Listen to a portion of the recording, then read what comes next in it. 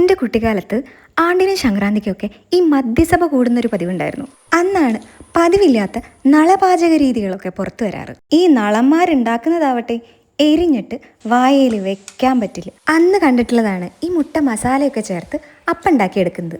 അതാവട്ടെ ചോറിൻ്റെ കൂടെ അസാധ്യ രുചിയാണ്. അപ്പം അതാണ് നമ്മൾ ഇന്ന് ഉണ്ടാക്കി നോക്കുന്നത്. മുട്ട പൊട്ടിച്ച് ഉപ്പും മഞ്ഞപ്പൊടിയും മുളക് പൊടിയും ഉള്ളിയും ചേർത്ത് കലക്കി വെക്കുക. ഇനി ചീനച്ചട്ടിയിൽ വെളിച്ചെണ്ണ ഒഴിച്ച് ഉള്ളി വെളുത്തുള്ളി പച്ചമുളക് ചേർത്ത് നല്ലോണം വഴറ്റിയെടുക്കണം. ഇതിലേക്ക് മഞ്ഞൾപ്പൊടി മുളക് പൊടി മല്ലിപ്പൊടി ഗരം മസാലപ്പൊടിയും കൂടെ ചേർത്ത് മൂപ്പിച്ചെടുക്കുക.